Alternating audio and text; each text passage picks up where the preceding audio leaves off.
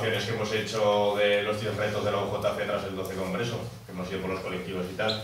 El primer punto es tener nosotros la capacidad de reventar el relato oficial de la crisis. El relato ese de hemos vivido por encima de nuestras posibilidades, la sanidad no es rentable, tal.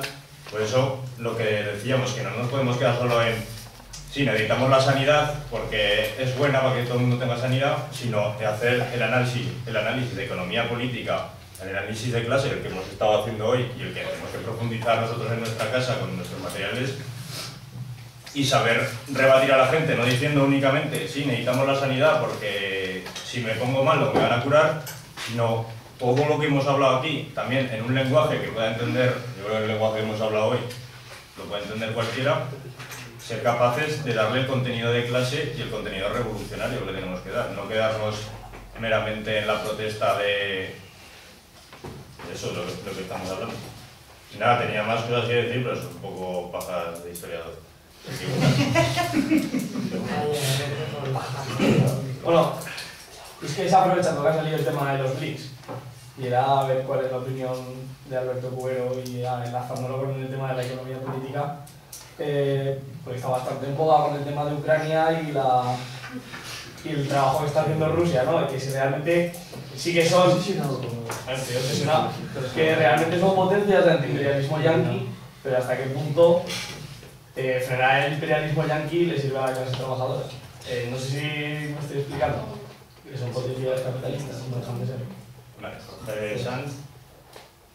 Vale, voy a responder tu opinión a lo que has preguntado y luego, como dices en muchas palabras, un aporte de, como dices tú, de paja mental del historiador. Vale. A ver, evidentemente son luchas imperialistas lo que están produciendo. O sea, Rusia actúa como potencia imperialista, lo que se está enfrentando en luchas imperialistas con la potencia hegemónica actual que es Estados Unidos, por otro lado también está China.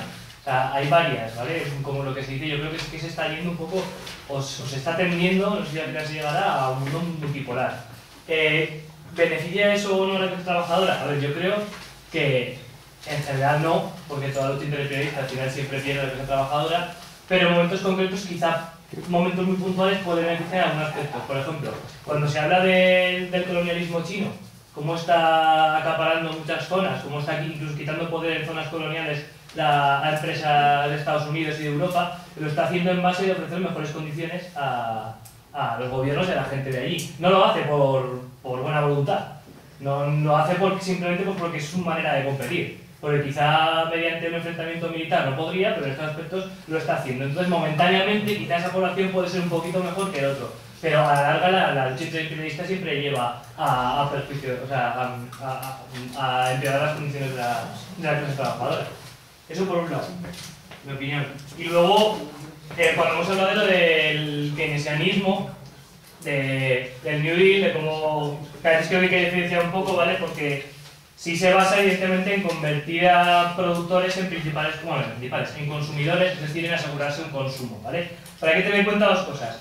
El New Deal, que sí que es keynesianista, es previo a la Segunda Guerra Mundial, mientras que la implantación del keynesianismo en Europa es posterior a la Segunda Guerra Mundial. Más o menos, porque la verdad es que el Tercer Reich alemán también implanta medidas keynesianistas, ¿vale? No hay que olvidarlo, que esto del keynesianismo parece muy bueno y muy social, pero también los nazis lo hacían, ¿ale? Pero bueno, la generalización es posterior. ¿Qué pasa en Estados Unidos? A ver, el New Deal, es decir, empezar con un sistema keynesiano, aumentar los salarios a los trabajadores para que puedan consumir, no hace que se salga de la crisis, lo que hace es estabilizar la caída, ¿vale? Esto hay que tenerlo bastante en cuenta, o sea, no son estas medidas económicas las que, como son muy buenas, hacen que estabilizan la caída y digamos que la economía deja de crecer tanto como está creciendo en Estados Unidos. Lo que va a hacer, lo que va a posibilitar que luego vuelva a crecer la economía al modo capitalista que se habla de crecer la economía, ¿vale? O sea, aumentar mucho la producción es precisamente la guerra en Europa. Porque la Segunda Guerra Mundial no es porque haya que hacer una cruzada contra los nazis, sino en esencia es porque hay que salir a lo que se ha producido y se busca una guerra precisamente para destruir fuerzas productivas, personas y para sacar todo lo que se ha producido. Estados Unidos quiere entrar en una guerra, necesita una guerra, ¿vale? Para sacar toda su producción. Y desde el momento en el que estalla, aunque tardarán un par de años en entrar, fuerza su entrada. Lo que pasa es que necesita digamos, su pretexto para poder entrar, que es el ataque de Japón, que es provocado por un bloqueo económico de Estados Unidos hacia Japón que obliga a atacar y entonces tienen su excusa para entrar en la guerra y dar salida a toda la producción que hay dentro, ¿vale? Y en Europa el estado de bienestar es posterior, ¿vale? Es posterior porque ahí ya sí que dicen, bueno, se nos ha ido esto un poco de las manos, vamos a hacer que la gente pueda consumir lo que estamos produciendo. Pero eso, tener muy en cuenta que el New Deal no es algo mágico, estabiliza, pero lo que hace que la economía crezca es precisamente la guerra. Y la guerra, la Segunda Guerra Mundial, es una necesidad para el capitalismo en ese momento. Una cosa, Jorge. O sea, quiere decir que toda la plusvalía que se genera cuando estamos en una crisis, la única forma de que se vuelva a generar ese movimiento es destruyendo toda la producción de armamentos para volver a crearla. Y ese movimiento es lo que vuelve... No, lo que necesitas es volver digamos, si es una crisis de sobreproducción, tienes muchas cosas que no tienen salida, entonces una de las cosas que puedes, como tienes que destruir fuerzas productivas, y una de las fuerzas productivas es precisamente la gente. ¿Vale? Entonces, la maquinaria militar. Y todo lo que es, claro, y tú lo que has dicho ha sido incentivar la economía, incentivar la producción en base a una necesidad que no existe, que no tendría por qué existir, que es la necesidad de crear armas. Pero tienes que crear esa necesidad y esa necesidad se crea provocando guerra. Pero también cuando arrasaron toda Europa, o sea, Sí, la después la reconstrucción reconstrucción y dar el plan Marshall es simplemente eso, dar muchísimo capital para que se reconstruya y ahí obtienes plusvalía a saco. Vamos a ir cerrando ya, que son 5, que aunque dan unos turnos de palabra, levantar ya la mano los que queréis preguntar, opinar, decir algo más. Tengo apuntados a W, que no sé si has dicho lo que querías decir. No. Ah, vale. Samuel, que ya has hablado. Paco. No, que ha habido lo que ha surgido aquí y ya se ha dicho. Vale. Pues si no hay más palabras, cerramos ya. O sea, hable ahora o calles para siempre. Amén, Señor Jesús. Vale, entonces Víctor y cerrará Alberto y ya nos iremos a pegar. ¿Sí ya tengo? No, va Víctor. ¿Me ha hecho un ahora? Que bueno, sí, la postura de Ucrania. Yo estoy de acuerdo y Lenin decía que no había que posicionarse con ninguno y eso fue uno de los motivos por los que rompió con los socialdemócratas, etcétera, porque se posicionaron en la guerra imperialista y tal. Pero yo creo que para destruir la legitimidad de los medios de comunicación hoy en día es muy útil esto. O sea, por ejemplo, es que quedan totalmente desenmascarados cuando mienten descaradamente a... Sí, con lo de ayer que mataron a 38 personas diciendo que había sido casualidad que se haya quemado y tal. O sea, la gente al final, o sea, que no es gilipollas.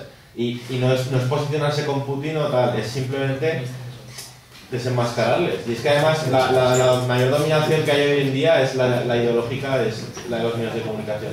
Y es súper útil, yo no digo que haya que apoyar a Putin, pero que simplemente desenmascararles. Ya está. Pues... Cierra Alberto. Sí, bueno, tampoco... A mí me gustaría saber si os ha quedado claro el tema de plusvalía, el tema de la reproducción simple, ampliada, tipos de plusvalía, que sí. Está muy bien hablar de Ucrania y de tal, pero que si lo importante se ha quedado claro, porque no habéis preguntado nada. No sé si es la primera vez que habéis oído hablar de esto. Algunos, la mayoría os conozco, a otros no. Imagino que os conozco porque sois nuevos. Y igual puede que sea la primera vez que oigáis hablar de esto. Entonces me gustaría saber si os ha quedado claro. Entiendo que sí, porque también como está todo de palabras cerradas, y eso debatimos luego para el final, ¿no? Y cerrarlo, ¿no? Si queréis opinamos de lo que se planteaba, por un lado, con el tema de Ucrania. Yo, sinceramente, creo que nos tenemos que ocupar de lo que nos ocupa, ¿vale? Y creo que lo primero que tenéis que hablar es la situación de la juventud trabajadora y estudiante del Estado español, que es a la que os dirigís y tal. Es cierto que tenemos que ser conocedores de lo que ocurre en el resto del planeta, pero que muchas veces ocurre como ha ocurrido siempre, que nos va mucho el friquismo de Ucrania y de tal y de igual, y que muchas veces yo en estos casos, partiendo desde el desconocimiento que todo el mundo que vive a 4.000 kilómetros y nunca ha vivido en Ucrania ni la ha pisado nunca tengo, yo aquí siempre soy muy respetuoso con lo que dice el Partido Comunista de Ucrania, ¿no? Y con los referentes de Ucrania, porque luego también hay mucho mucha situación distinta, ¿no? Pero sí que es cierto que, o sea, muchos partidos que a veces tienen una concepción de la situación de su país un poco rarilla, ¿no? Digamos que el izquierdismo en las cuestiones internacionales a veces no sabe dónde pisas, ¿no? Y lo que ocurre es que a veces tus referentes en algunos sitios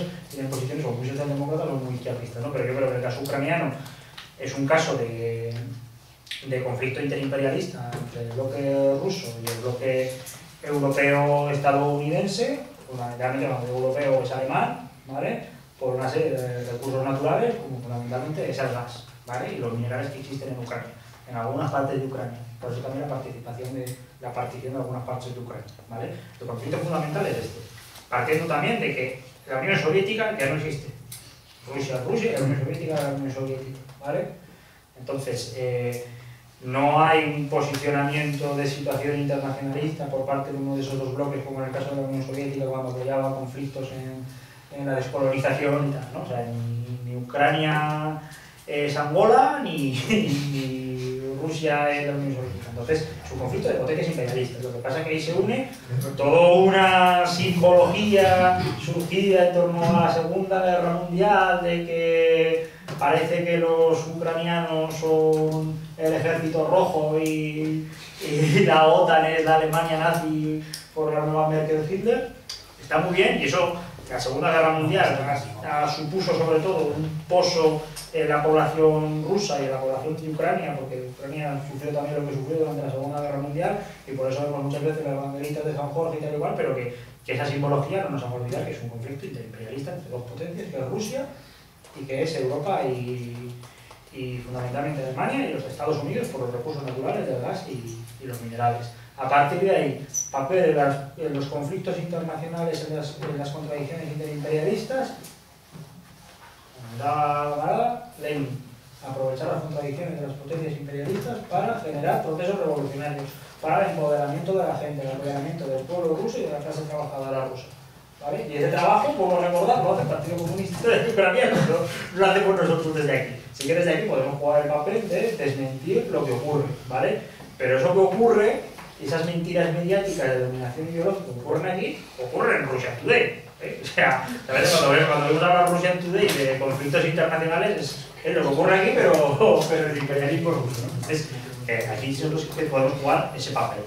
Con el tema de la Segunda Guerra Mundial, es cierto, el New Deal es anterior al estado del bienestar, porque la salida del capitalismo estadounidense es distinta a la de Europa, porque en Europa se produce ese paréntesis extraño de los años 20, 30 y 40, sobre todo los años 30 y 40, con el surgimiento del nazismo y de la revolución rusa.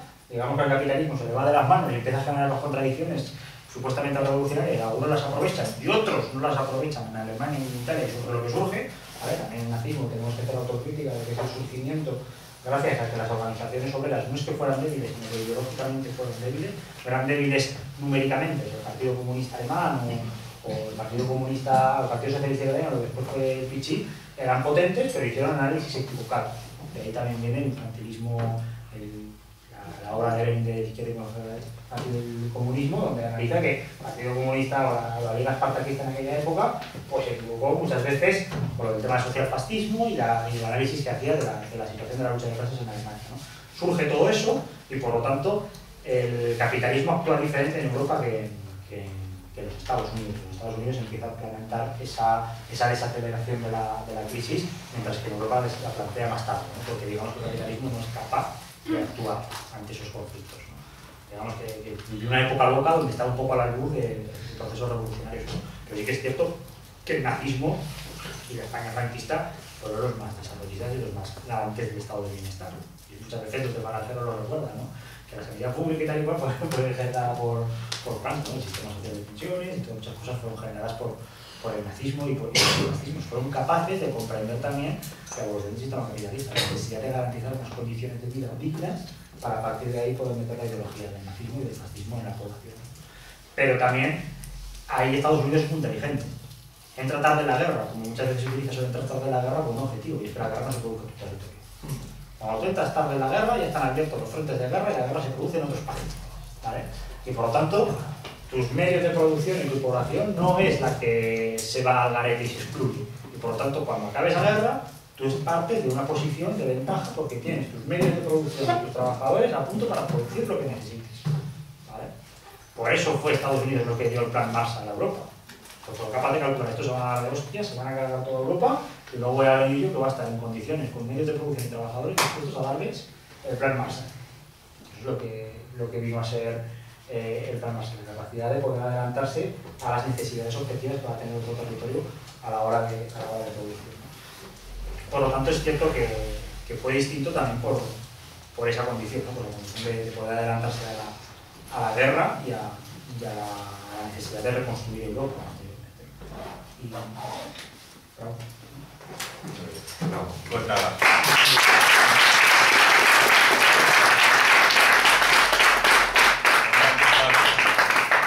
Muchas gracias, Alberto, por estar otra vez aquí. Así que, a ver si te llamemos a la siguiente.